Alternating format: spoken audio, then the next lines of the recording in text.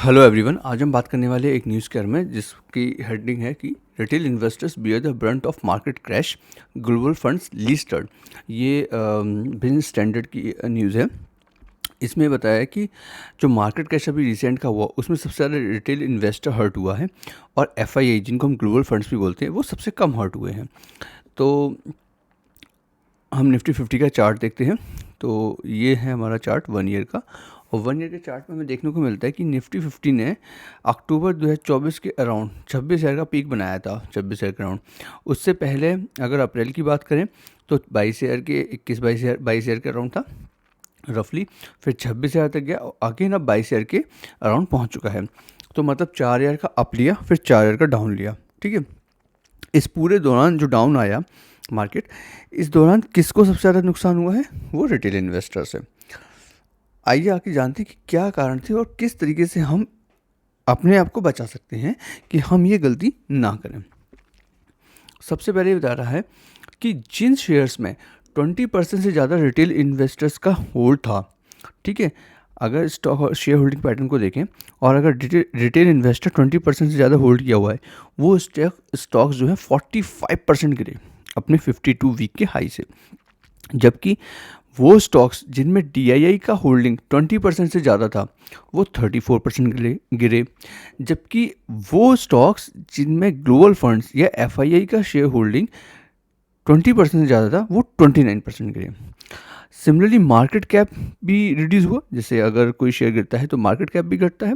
तो रिटेल वाले का जो शेयर होल्डिंग पैटर्न था, जिसमें रिटेल का 20% से ज़्यादा शेयर होल्डिंग था, उसका मार्केट कैप उन स्टॉक से कितना गिरा? 26%।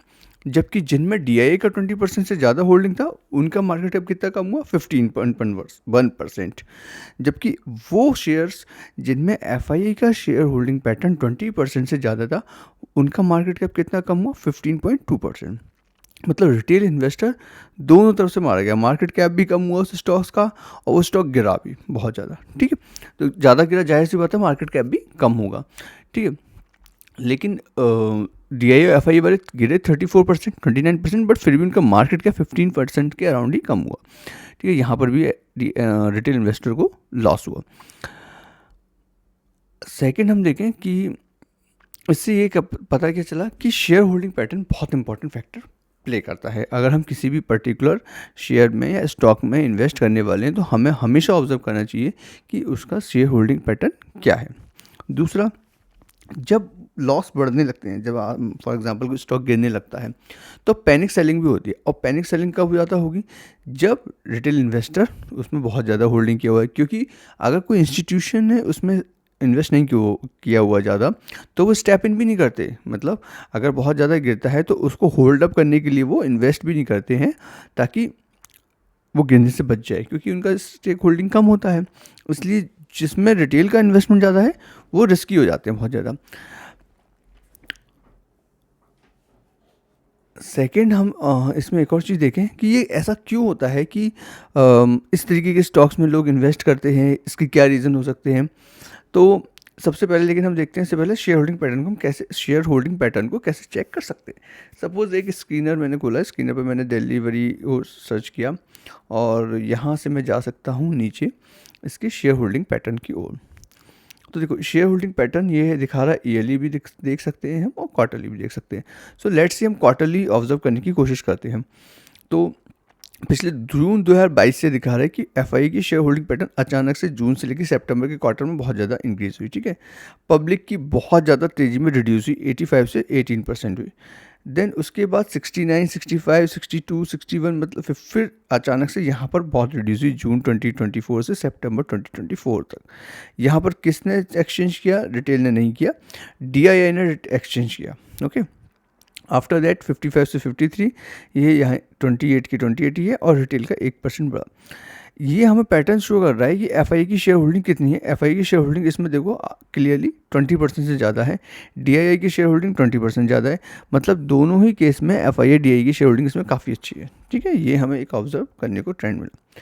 एक और हम शेयर को ऑब्जर्व करते हैं, that is HDFC bank limited. मैं इसके बारे में पहले भी काफ़ी बात कर चुका हूँ। सीधे इसके शेयर होल्डिंग पैटर्न पे आते हैं, क्वार्टरली पे आते हैं। क्वार्टरली में देखो प्रमोटर्स का शेयर होल्डर है वो तो अभी मर्ज हुआ है, तो वो उसको हम बाद में देखेंगे। पहले हम एफ का देखें। एफ बेटर है कि हम सितंबर 2023 के बाद से शुरू करें ना, मर्जिंग के अराउंड का बात है शायद ये।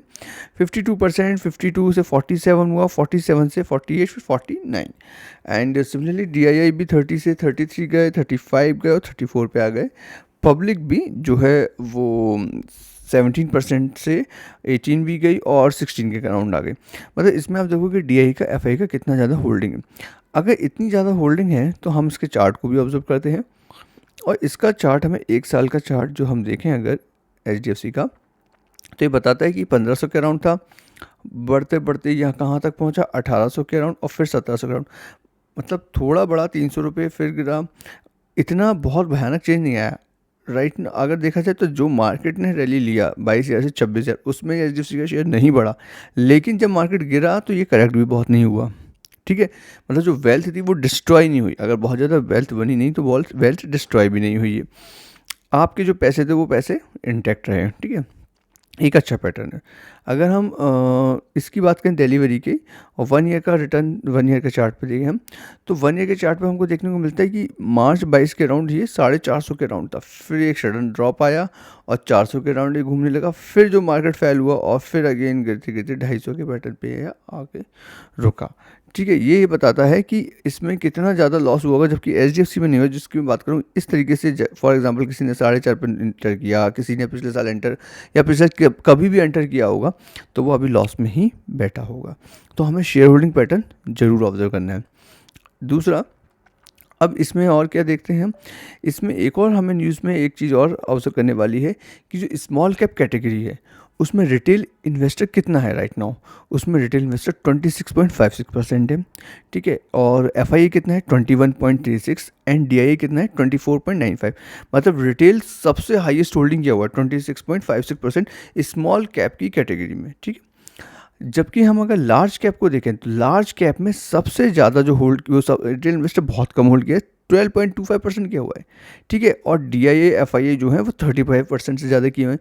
मतलब क्लियर कट एग्जांपल हमें देखने को मिल रहा है यहाँ पर कि DII और FII लार्ज कैप में मोस्टली इन्वेस्टेड हैं और स्मॉल कैप में कम है, जबकि रिटेल स्मॉल कैप में ज़्यादा इन्वेस्टेड है और लार्ज कैप में कम है। इसलिए जब मार्केट क्रैश हुआ तो स्मॉल कैप बहुत तेज़ी में गिरते हैं, बहुत तेज़ी में करेक्ट होते हैं, छोटे स्टॉक्स हैं जल्दी मैनिपुलेट भी होते हैं और बहुत तेज़ी में गिरते हैं। इस वजह से रिटेल इन्वेस्टर ज़्यादा हर्ट भी हुआ। इससे एक और चीज़ पता पड़ती है कि हमें वो केवल ऐसा ही नहीं देखना है कि जिन स्टॉक्स में 20% से ज़्यादा होल्डिंग है ये तो देखना ही है, साथ ही हमें सेक्टर वाइज भी देखना है, small cap, mid cap, large cap. अगर किसी पर्टिकुलर सेगमेंट में ज़्यादा रिटेल इन्वेस्ट कर चुका है, इसका मतलब ये कि वो चीज़ जल्दी ही गड़बड़ हो भी सकती है और करेक्शन ले सकती है, जैसे स्मॉल कैप के साथ हुआ। अभी भी गिरने की पॉसिबिलिटी पूरी बनी हुई है। ठीक है, तो ये एक चीज़ बताता है कि इस तरीके से हमें दूसरा पैटर्न ऑब्जर्व करना है कि हमें अपना डाइवर्सिफाई करना है, कुछ FII में रहें, कुछ DII में रहें और कुछ स्मॉल कैप में रहें, सॉरी कुछ लार्ज कैप में रहें, कुछ मिड कैप में रहें, कुछ स्मॉल कैप में रहें। उसके बाद हम देखते हैं उसके अलावा हमें और क्या देखना चाहिए। तो एक और चीज़ हम ऑब्जर्व कर सकते हैं, जैसे हमने इन दोनों का एग्जांपल लिया डेलीवरी HDFC का, तो शेयर होल्डिंग पैटर्न को हमने ऑब्जर्व किया, साथ में हमें अर्निंग को भी देखना है फिर, है ना। क्योंकि क्यों वो स्टॉक्स ज़्यादा क्यों गिरे जिन्हें रिटेल इन्वेस्टर 20% ज़्यादा होल्ड थी, क्योंकि वैल्यूशन स्ट्रेच्ड हो गई बहुत ज़्यादा ना। जब कोई प्राइस बढ़ने लगती है तो रिटेल इन्वेस्टर उसमें एंटर कर जाता है कि इसकी प्राइस बहुत बढ़ रही है, हो सकता है हमें आने वाले टाइम में ये काफ़ी अच्छा रिटर्न दे जाए। पर चूँकि उस समय ये ऑब्जर्व करना बहुत ज़रूरी है कि उसकी वैल्यूशन बहुत ज़्यादा स्ट्रेच तो नहीं होगी। वो कैसे देख सकते हैं हम, उसके लिए हमें सिंपल से एक रिवेन्यू या अर्निंग या नेट प्रॉफिट की बात हम कर लेते हैं सीधा। तो प्रॉफिट एंड लॉस का स्टेटमेंट आ गया स्क्रीनर पे, और आप देख सकते हो ये भी हम क्वार्टरली और ईयरली दोनों तरीके से हम ऑब्जर्व कर सकते हैं। तो हम अभी ईयरली देखें इसको, तो अगर हम मार्च 21 से शुरू करें HDFC का, 31,000 से 38,000 करोड़, फिर 46,000 करोड़ और 65,000 करोड़, मतलब लगातार इसका जो है प्रॉफिट वो बढ़ रहा है। ठीक है, लेकिन क्या डबल हो गया, मतलब मार्च 21 से लेके मार्च 24 में डबल हो गया क्या। लेकिन अगर हम ये देखें 5 ईयर का पैटर्न देखते हैं, मार्च 21, ठीक है, मार्च 21 में भी 1500 के अराउंड था। ठीक है, आज भी कुछ ज़्यादा चेंज नहीं आया, हालांकि प्रॉफिट क्या हो गया, डबल हो गया। इसका मतलब इस स्टॉक में अभी वैल्यू है। ठीक है, अब हम डिलीवरी की बात करते हैं। इसका हम क्वार्टरली रिजल्ट या प्रॉफिट एंड लॉस देखते हैं, ठीक है। एंड इसमें हमें पता पड़ता है नेट प्रॉफिट जो है, देखो नेगेटिव में चल रहा था मार्च 19 में, तो ना -1783, फिर थोड़ा कम हुआ लॉस, फिर लॉस फिर से बढ़ा और फिर कम हुआ, ठीक है। पहला तो कि ये इनका जो कंसिस्टेंट पैटर्न नहीं है, जो कि एक अच्छी बात नहीं है कि कंसिस्टेंट पैटर्न हो चाहिए। लॉस में भी कोई कंपनी है, हो सकता है कोई नई कंपनी है, नया स्टार्ट किया है लॉस में, लेकिन लॉस उसका रिड्यूस होना चाहिए ईयर ऑन ईयर बेसिस पे एटलीस्ट, है। इसका मतलब प्रॉफिट में आ रही है, धीरे धीरे प्रॉफिट में आ जाएगी, जो कि इसमें नहीं देखने को मिल रहा है, ठीक है। एक नेगेटिव पॉइंट ये। दूसरा कि अगर मार्च 22 में देखें कि 1000 का लॉस था, 23 में भी 1000 का लॉस था, मार्च 24 में, दोनों ऑब्जर्व करते हैं मार्च 23 से मार्च 24 के बीच, मार्च 23 से मार्च 24 के बीच हम इसको ऑब्जर्व करें तो यहाँ पर करीबन मार्च 23 में 320 के अकॉर्डिंग के अराउंड था, ठीक है। और मार्च 24 में ये कितना हुआ, 470, क्योंकि इसने अपना प्रॉफिट किया, ये 470 हो गया, प्लस में रहा, यानी कि जो इसने अपना प्रॉफिट किया उसका रिफ्लेक्ट हुआ, मतलब 1000 से 249, मतलब 700 रुपये का इसने 700 करोड़ का लॉस कम किया, वो रिफ्लेक्ट हुआ स्टॉक प्राइस में, वो स्टॉक प्राइस में रिफ्लेक्ट हुआ। और उसका जो वैल्यूशन थी वो 400 तक कम नहीं थी, वो ठीक थी, क्योंकि उसने अपने आप को 323 से ले जाके 400 की किया, मतलब जस्टिफाई कर लिया उसने अपने लॉस को, है ना, यहाँ पर रिफ्लेक्ट हो गया। लेकिन एचडीएफसी रिफ्लेक्ट नहीं हुआ, तो इसकी जो वैल्यूशन थी वो करेक्ट होने के चांसेस बन सकते थे, क्योंकि ये अपने लॉस को दिखा चुकी थी अपने स्टॉक में। अगर ये 350 के अराउंड ही रहता सपोज, और प्रॉफिट इसका बढ़ रहा था लेकिन इसकी प्राइस नहीं बढ़ रही थी, इसका मतलब इसमें वैल्यूशन बची हुई थी, है ना। तो इसकी वैल्यूशन इसने काफ़ी यूज़ भी कर ली, अपना रिटर्न भी दिया लोगों को। ये सिंपल था, एक तरीका था बताने का कि फ़र्स्ट ऑफ ऑल हमें शेयर होल्डिंग पैटर्न को ध्यान देना है और अर्निंग को ध्यान देना है। और अर्निंग अगर बढ़ी तो उसके साथ अगर शेयर का प्राइस मूव किया है तो फिर भी वेल एंड गुड, वो कंडीशन अच्छी है। लेकिन अर्निंग अगर सपोज़ नहीं बढ़ी है किसी की और फिर भी शेयर प्राइस बढ़ गया है, ठीक है, तो वो तो बहुत ही रिस्की हो गया। दूसरा ऐसा केस जिसमें अर्निंग तो बढ़ी है लेकिन शेयर प्राइस में रिफ्लेक्ट नहीं हुआ है, तो वो बहुत स्टेबल स्टॉक हो गया, लाइक एचडीएफसी, है ना। तो इन सब चीज़ों को अगर हम ध्यान में रख के अगर आप इन्वेस्टिंग करें तो हो सकता है कि हम अपने इन्वेस्टमेंट को सेव कर पाएँ और फ्यूचर में हम एक अच्छी वेल्थ को क्रिएट कर पाएँ। सेकंड, कभी भी ऐसे स्टॉक्स में जल्दी जाने की कोशिश नहीं करनी चाहिए, जैसे स्मॉल कैप हो गया फॉर एग्जांपल, जल्दी अमीर बनने के चक्कर में बहुत ज़्यादा पैसा स्मॉल कैप में डाल दिया। You can put a portion of your investment in small cap, but you should be diverse, और अपनी रिस्क के हिसाब से डाइवर्स करना है। रिस्क के अकॉर्डिंग तो करना ही करना है, अपनी नॉलेज के अकॉर्डिंग भी करना है। रिटेल इन्वेस्टर सबसे लीस्ट नॉलेजेबल पर्सन होता है, ठीक है, क्योंकि उसको मार्केट की कोई न्यूज़ नहीं पता होती कि इंटरनल क्या चल रहा है, क्या होने वाला है। अभी आप इंडसइंड बैंक की ही कंडीशन देख लो, ठीक है, रिटेल इन्वेस्टर को कुछ पता ही नहीं था कि हो क्या रहा है, उसमें जिसने इन्वेस्ट किया वो लॉस हो गया। सपोज हम इसमें ये देख लेते हैं फॉर एग्जांपल इंडसइंड बैंक की, अभी हम बात कर रहे हैं, तो let's search that bank. Okay, ये इंडसइंड बैंक है। इसका सबसे पहले हम जाते हैं शेयर होल्डिंग पैटर्न को ऑब्जर्व करते हैं, क्वार्टरली बेसिस पे करते हैं। तो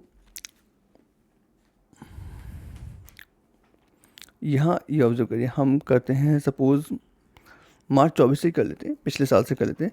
तो प्रमोटर्स की जो होल्डिंग है वो 16%, 16%, 16, ठीक है। और एफआईए की 40 से 38, 34 और 24%, ठीक है, 10% का सीधे सीधे कमी आई। डीआईआई ने 28, 29, 34, 42 डीआई ने इन्वेस्ट किया है। पब्लिक ने 14, 15, 14, 16। तो इसमें अगर आप ऑब्जर्व करोगे, इसमें आपको कुछ ऑब्जर्वेबल पॉइंट दिख नहीं रहा है ना। इसमें तो आप नहीं कह सकते कि रिटेल इन्वेस्टर ज़्यादा लॉस कर गया या रिटेल इन्वेस्टर इन्वेस्ट किया, या जैसे एफआईआई का भी इन्वेस्टमेंट कम हुआ 10% पर, डीआई ने बढ़ा लिया अपना इन्वेस्टमेंट 8%, ठीक है। और प्रमोटर्स भी होल्डिंग बनाए हुए हैं अपनी 16% के अराउंड। तो इसमें हम अभी मार्च का जो रिजल्ट आएगा 25 का, उसमें पता पड़ेगा कि कितना चेंज हुआ है, ठीक है। लेकिन इससे हम नहीं समझ सकते हैं हम। सेकंड, हम अगर इसके रिज़ल्ट की बात करें तो देखिए मार्च 22 में 4600, फिर 7000 करोड़, फिर 8950 करोड़, तो रिजल्ट भी इसका अच्छा था। तो इस तरीके के जो स्टॉक होते हैं, लेकिन ये देखिए, ये यहाँ पर कितना था 1400 के अराउंड, आज कितना है 700, मतलब आधा हो गया, ठीक है। तो एक तो इसमें ये आप ऑब्जर्व कर सकते हैं कि इसमें रिटेल इन्वेस्टर कुछ नहीं कर सकता, क्योंकि उसको कुछ नहीं पता। रिटेल ना हम शेयर होल्डिंग पैटर्न से पता कर सकते हैं, ना हम पता कर सकते हैं कि उसकी अर्निंग भी ठीक थी। ठीक है, तो आप कैसे पता करोगे इसमें, इसमें तो क्या गड़बड़ हुई है कोई नहीं बता सकता। तो इसलिए एक और चीज़ पता पड़ी कि हमें हमेशा डाइवर्स रहना है, अपने इन्वेस्टमेंट को डाइवर्स रखना है। ठीक है, अगर आप डीआईए में डाल के भी चल रहे थे कि चलो मैंने डीआईए में डाल दिया, म्यूचुअल फंड में डाल दिया है तो वो बढ़ता रहेगा, तो आप बताओ डीआईए क्यों खरीद रहे थे? इतना उन्होंने अपना, जब एफआई ने इतना बेच दिया है और डीआई ने इतना खरीद रहे हैं, तो डीआई को कुछ, मतलब आप खुद देखो, डीआई भी खरीद रहे हैं इतना सारा, मतलब आप कुछ नहीं कह सकते हो इस मैटर में, तो है ना, ये मैटर तो अलग हो गया, डिफरेंट हो गया। मुझे लगा था कि शायद इसमें शेयर होल्डिंग बटन हमें क्लियर कट दिख रहा होगा, पर इसमें शेयर होल्डिंग बटन दिख नहीं रहा है क्लियर कट, है ना। अगर हम प्रमोटर्स को ओपन भी करके देखें यहाँ, तो इसमें भी हमें कुछ ऑब्जर्व नहीं मिलता है ना, कुछ हमें यहाँ पता तो नहीं पड़ता है। तो देखो, इस तरह के स्टॉक की से बचने का सिर्फ एक ही तरीका है कि इस तरह की प्रॉब्लम होने से बचने का एक सिंपल तरीका ये है कि आप अपने आप को डाइवर्स करके रखो। अब फॉर एग्जांपल प्राइवेट बैंक्स हो गए ना, तो प्राइवेट बैंक्स में इंडसइंड हो गई, एचडीएफसी हो गई, कोटक महिंद्रा हो गया, आईसीआईसी हो गया, एक्सिस हो गया। तो अगर आप पे 1 लाख रुपए है, तो ये नहीं कि केवल इंडसइंड में डाल दिए, एचडीएफसी में डाल दिए, आप इसको भी डिवाइड करके चलो। ठीक है, आप एक सेक्टर में के भी एक ही पर्टिकुलर स्टॉक को नहीं पकड़ना है, उसमें भी डाइवर्सिफाई होकर जरूरत। इसीलिए डाइवर्सिफिकेशन हमेशा हर जगह करके चलना है। यहाँ पर अगर ऑब्जर्व करो तो देखो, एलआईसी की देख लो, 5% से 3%, 2% को अपना स्टॉक बढ़ाया उन्होंने और इनको लॉस हो गया। ठीक है, साथ ही साथ कहीं से भी इसमें आप इसमें ऑब्जर्व नहीं कर पाएंगे कि किसको किस तरीके से हम इसको मैनेज कर सकते थे। ये तो सिर्फ डाइवर्सिफिकेशन से मैनेज हो सकता था, लेकिन हाँ, हम उन स्टॉक से बच सकते हैं जिनमें एफआई की शेयर होल्डिंग और डीआई की शेयर होल्डिंग लगातार घट रही है, दोनों की घट रही है, वो तो फिर रिस्की हो गया बहुत ज़्यादा। ठीक है, चलिए, आज की बात इतनी ही थी, और कोशिश करते हैं कि नेक्स्ट टाइम जब भी हम इन्वेस्टमेंट करेंगे, वो फंडामेंटली स्टॉक्स को देखेंगे कि वो फंडामेंटली स्टॉक स्ट्रांग है या नहीं है। ठीक है, थैंक यू वेरी मच।